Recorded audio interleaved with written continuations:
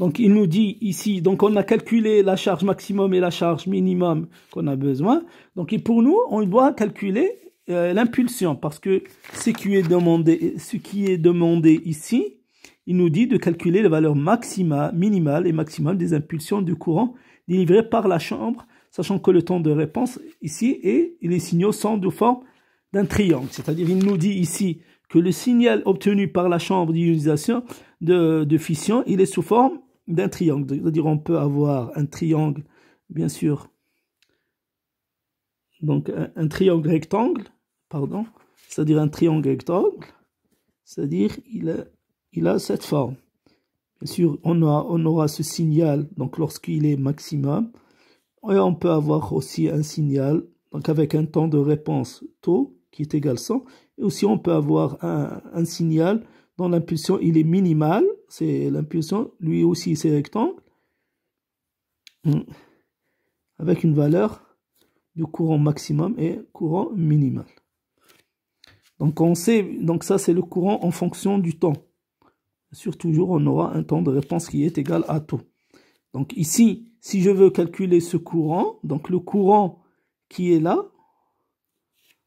donc ce courant qui est là, si je veux le calculer, on va utiliser, bien sûr, on sait que le courant, bien sûr, c'est dQ sur dt. Si je veux calculer la charge, bien sûr, c'est l'intégrale de I dt, bien sûr. Donc, et ça, donc vous avez déjà vu ça en mathématiques. Si vous avez une courbe f en fonction de x, si l'intégrale de f de x dx, bien sûr, sur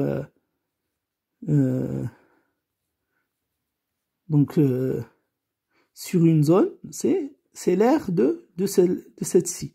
Donc si je veux calculer l'intégrale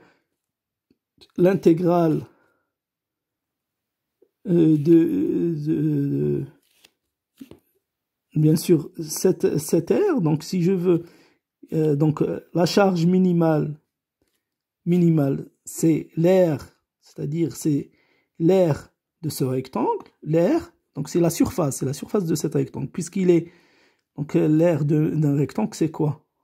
Normalement, c'est 1/2, bien sûr, de ce côté,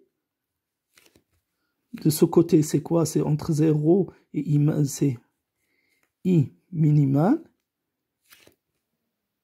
multiplié par tau, ça c'est la surface de ce rectangle minimal. Et pour ce rectangle, ce triangle rectangle, donc qui est maximal, donc c'est quoi? C'est le 1/2 de ce côté multiplié par ce taux. Donc c'est I maximal multiplié par taux. Donc on aura deux équations.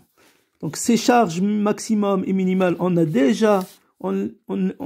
déjà calculé donc précédemment, et il nous reste de remplacer. Le temps on le connaît, et le courant maximum et maximal et minimal, le courant maximal et minimal, donc on peut le calculer. Donc ceci implique que le courant minimal est égal, c'est 2 fois la charge minimale 2 fois la charge minimale sur tau,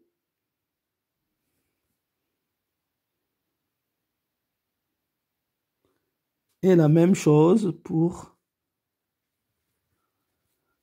le courant maximum, c'est 2 fois Q maximal sur tau. Donc puisqu'on connaît tout, donc ces charges on l'a déjà calculé, vous faites le calcul numérique. Donc le maximum, donc on aura un signal qui est une impulsion dont la valeur est égale à 8,53 microampères, et une valeur, ça c'est minimal, c'est 2, pardon, donc ça c'est 2,53 à 56, et l'autre est égal à 8,5. Et ça c'est les impulsions maximales minimales donc on cherche.